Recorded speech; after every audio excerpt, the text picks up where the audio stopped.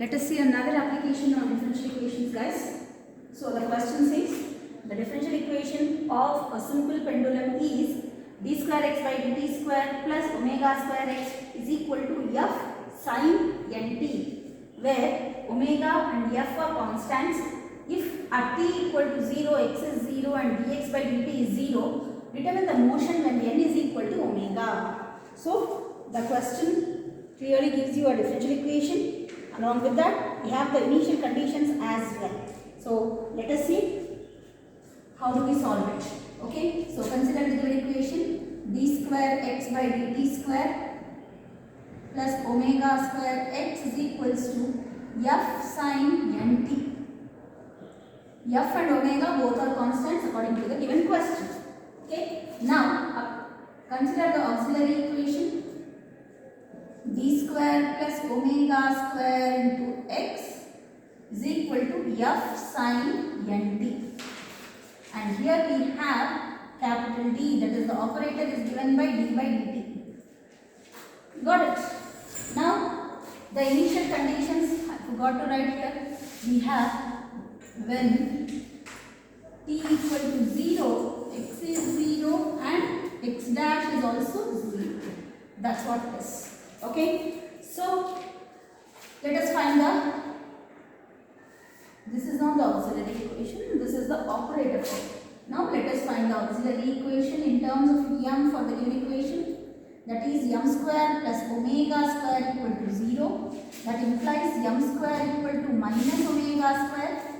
That implies m is equal to plus minus omega I. You will get a complex roots here. Okay, so what is our xc? Instead of y we have the dependent variable is x.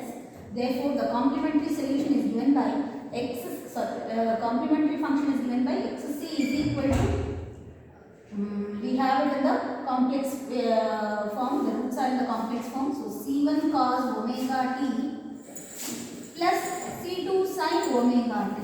This will be the complementary function. Okay, next to find the particular integral xp is equal to, we have f sin nt divided by f of t. What is our f of t? d square plus omega square. So f sin nt divided by d square plus omega square. And now this is of which type? This is type 2. Therefore we have to replace d square by coefficient of t here in the trigonometric term, that is minus n square. Got it, guys? So we get, replacing d square by minus n square, we get f sin nt divided by, let us write the positive term first, that is omega square minus n square. That's it. Here you cannot simplify anything ahead, so you got to leave it as it is. Understood? So what we are going to do?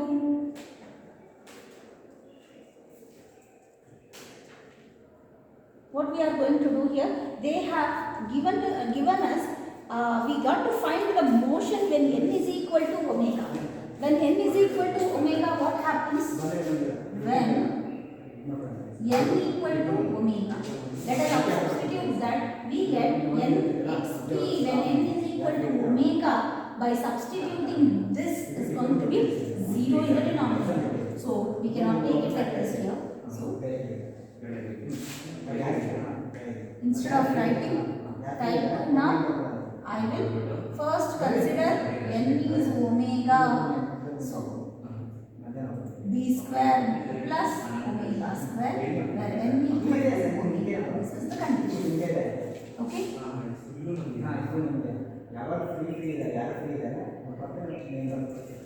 Okay. Now what we do? Let us apply the type 2. Type 2 implies d square is replaced by minus omega square. Now if I substitute minus omega square, what is this going to be? This is going to be denominator 0. So what you should do here? Therefore we will have to give the variable ones, that is t, f sin omega t divided by f dash of d. What is f dash of d? It is just going to be 2d. So it's going to be t f sin omega t divided by 2d. That is equal to 1 by 2t. F is a constant, keep it outside. Sin omega t should be differentiated. 1 by d is integral, so it should be integrated. So what will you get here? When you integrate it, you are going to get. So let us integrate this. So we get ft by 2. Integral of sin omega t is minus cos omega t divided by omega. That's going to be minus 1 by 2 ft cos omega t is our xt. Got it? So let us go ahead and find the final solution here. So we know that the solution is given by x is equals to xc plus xp.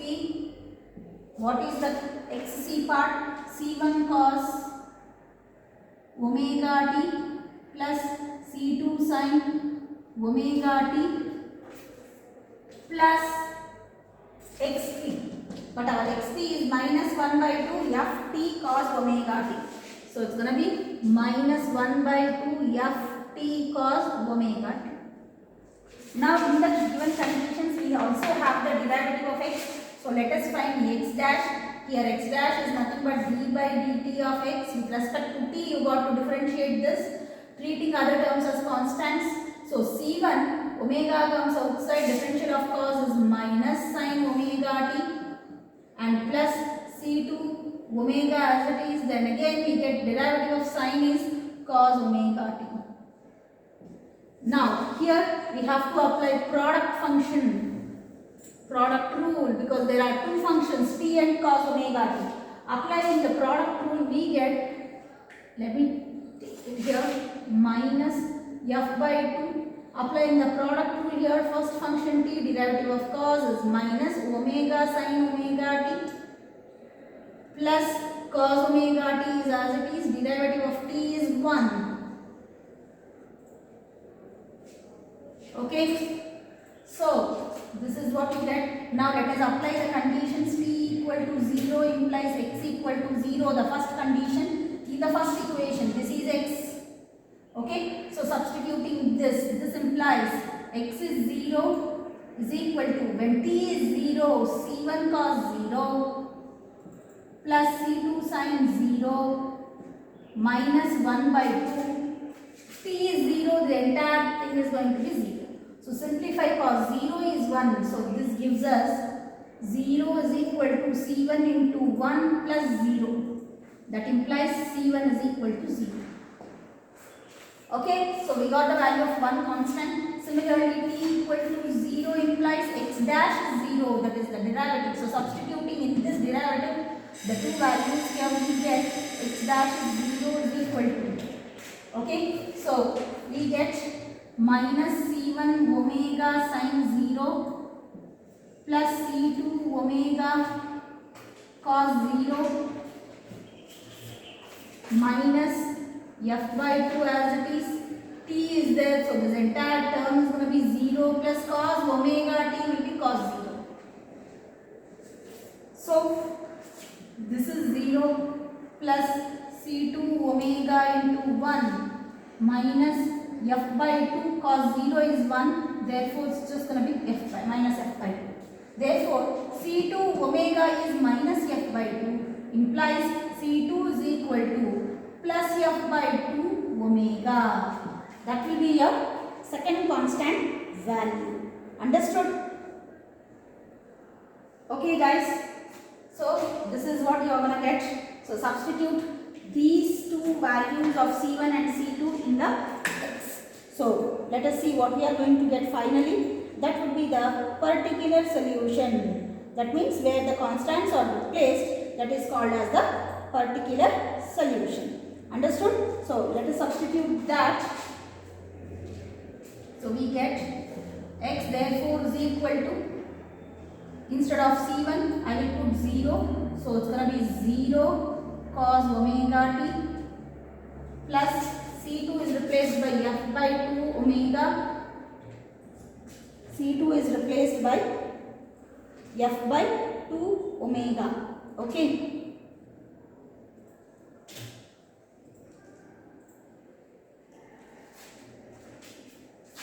Alright, so did I miss something? Yes, omega here is missed. So I get an omega here every time. So it is 2 omega. Of course here also 2 omega. So it's going to be, we can take here C2 omega is equal to F by 2 omega. Therefore C2 is F by 2 omega square. Anyways, so substituting C2, then we get sin omega t minus Ft by omega 2 omega cos omega t. Because of 0, the entire term will be 0. This implies x is equal to F by 2 omega square sin omega t minus F by 2 omega t cos omega t will be the required solution. That is the motion of the pendulum when n is equal to omega. That is the final answer.